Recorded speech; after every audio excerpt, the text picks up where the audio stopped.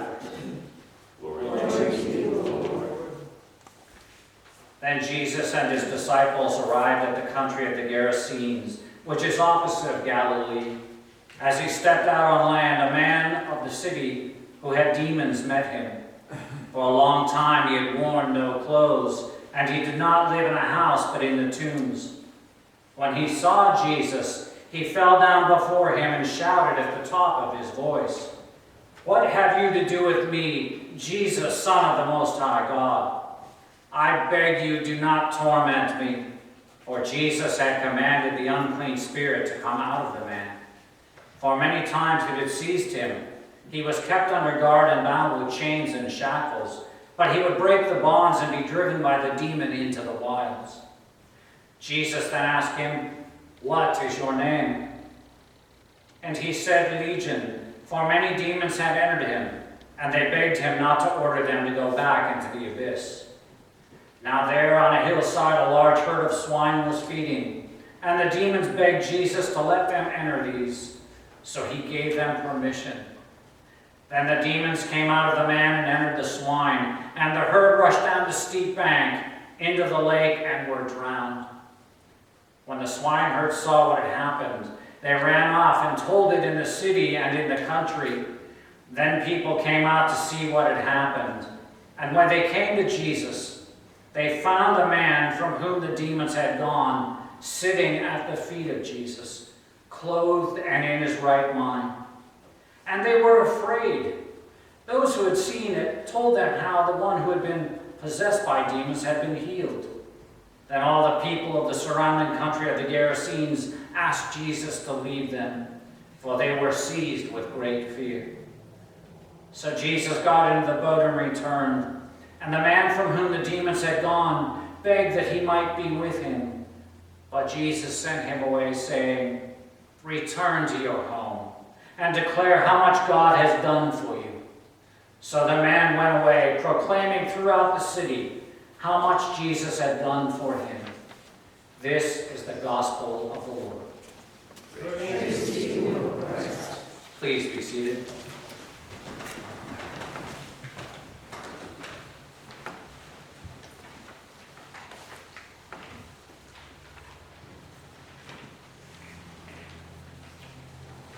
A few decades ago, President Franklin Delano Roosevelt uttered these very famous words, "We have nothing to fear but fear itself."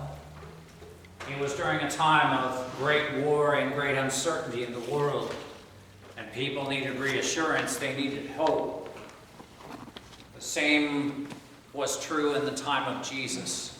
There was great uncertainty, there were things going on, great and small. There was evil being perpetuated on large scale and small scale. And there was fear all around. If we read through the gospel lesson this morning, we might actually be able to pick out some of those people, as it was stated, that they were in fear. First of all, anybody that encountered this guy that was out in the tombs, running around with no clothes on, was scaring the snot out of anybody that would come close to him. It is said that he was possessed by a demon. Well, not only were they afraid of him, but it seems like all of the people in that town, all the people from the countryside were afraid of someone else as well. They were afraid of Jesus. How did that all come to be? How could they be afraid of Jesus? I would also suggest that possibly the disciples who were following Jesus probably had some apprehension. I would say they probably also were living in fear. Well, how would I say that to you? Well, first of all, we hear that they went across Galilee, and they went to a land controlled by the Gerasenes. It was a land where they raised swine. It was not your normal Jewish community. Rather, they were going to the land of the pagans and the Gentiles. They were going into foreign territory. They were going into a place that they were not comfortable being. I'm sure that they had some apprehension and some fear. And the one great thing I get out of this that we heard from Isaiah this morning is that God says that I go to a people that did not call me. And that's exactly what Jesus did. He did not just go and teach and heal and share the good news of God's love to just those who are of the Jewish faith. Rather, he went into all the lands. He went even to the Gentiles, to the pagans, to proclaim the good news. And he wanted his disciples not only to see that, but to experience that, because one day he was going to send them out to do the same thing. And we know God, that he would not ever send us out to do something that he wasn't always willing to do himself. And so he went and he took his disciples into this foreign land, if you will. And there, the first person they encounter is this guy that's running around, kind of out of his mind, acting a little crazy, no clothes, terrorizing the countryside. Notice he doesn't come up to Jesus and says, Jesus, I am evil. I have a spirit. Please heal me. Rather, Jesus recognizes what's going on, and before he's asked, he casts out this evil from this man. Of course, this evil doesn't want to go. And so this evil tries to bargain with God. This evil, this legion, these demons inside of him, recognized that this was indeed the Son of God, and they knew that he had all power and authority over them. And so they did not want to go to the abyss. Jesus, whatever you do, don't send us back there. How about those swine? How about those pigs? You guys don't like pigs. Let us inhabit them. We'll be done with you. Jesus says, go. And they leave this person and they go into this herd of swine, and no sooner do they get there than all of these pigs run right into the lake and they drown. And that's when the swine herds people, they become fearful of Jesus. They're the ones that run back into the city and the towns, telling everybody what Jesus had done. And so the people come out, and I'm sure they see a bunch of pigs bobbing in the lake, and they too become fearful of Jesus. So much so they say, please go away, sir. This man had just cured this person who had been terrorized by these demons. And not only was he terrorized by these demons, but in turn, this person, demon-possessed, terrorized the countryside and all the people in the city. And yet, when that terror was taken away from them, the people were afraid. When peace had been given to them, they were afraid. It is said that we will live with almost anything. It is hard for us to trust the unknown. That is true with a lot of people that I encounter. A lot of people who have been abused, a lot of people who have been pushed away by society, a lot of people who have been told that they are no good, or that they don't matter, or that their lives are not worthy, or they can't possibly be loved, or they don't belong. Time after time after time, with living with that, they begin to believe that. And so when someone comes in their lives and tells them there's another way, sometimes they are fearful as well, because they know what it is they are living with. They know the abuse or the treatment they are receiving, but at least they know that. What is out there is uncertain. And that can be just as fearful. And yet Jesus would call us to be with those people. He would call us to stand with them, to be with them wherever they are at, whatever we find them in, whatever the condition is of their lives. Jesus would have us go into that uncharted area, into that foreign land, wherever it may be, wherever God's people are who are in need. That's where Jesus calls us to be. And he doesn't ever tell us it's always going to be all sunshine and rainbows. But rather God says, wherever my children are, I will be with them. And I will call you to be with me. And if you trust in me, I will give you everything you need so that you might be able to bring my love to them. sometimes we are called to be in those places. Sometimes we are called to be in situations we don't want to be in. But there are people who are hurting. There are people who have been shut aside. There are people who have been told that they cannot be loved by God. Those are the people that we are called to be with. They're the ones who need us the most. Almost 20 years ago, there was a radio report on the CBC. It was a person who had been in high school, and he talked about his experience in high school, and it wasn't so much about himself, but about someone who was in high school with him. He talked about the fear of homophobia, and he talked about how one of his classmates had been treated. And he himself admitted that he was one of the people who joined in the way this other person was treated. He was afraid to go against the crowd, and so he joined in with how they looked at this person. This young man's name was Tony, and Tony, of course, had grown up in the community, and yet he was different from the others. And because he was different, people mistreated him. Because he was different, there were people in his high school who had no problem calling him out and physically and verbally abusing him. Every day of his life, when he went to school, he was faced with torment. He was shunned. He was spat upon. He was beaten and bruised. He was told that he was less than human. He was told that he could not be loved by anyone. Why are you even still alive?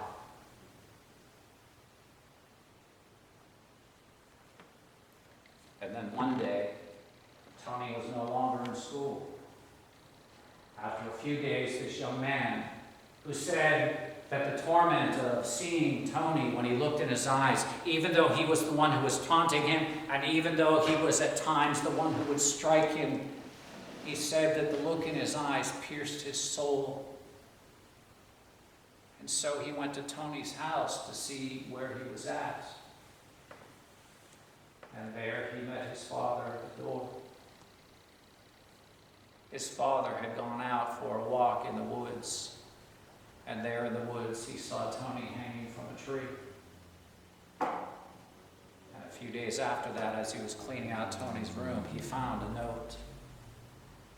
The note was to apologize to his father and to apologize to all people in the town, saying how sorry he was for being who he was. And yet he was born that way, and he could not help who he was.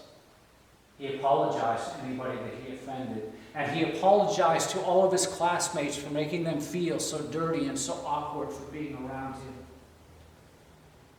He apologized for being born.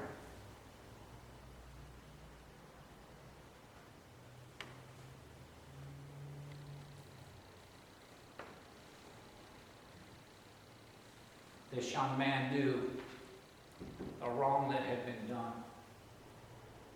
This young man knew that this Tony, this child of God, a gift to the world, had been so mistreated that he could no longer bear to be alive.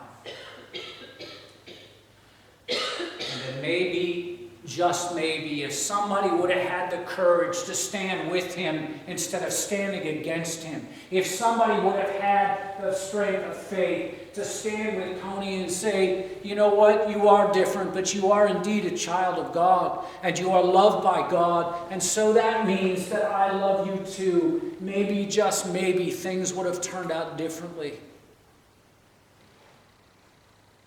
You see, that's what God calls us to do.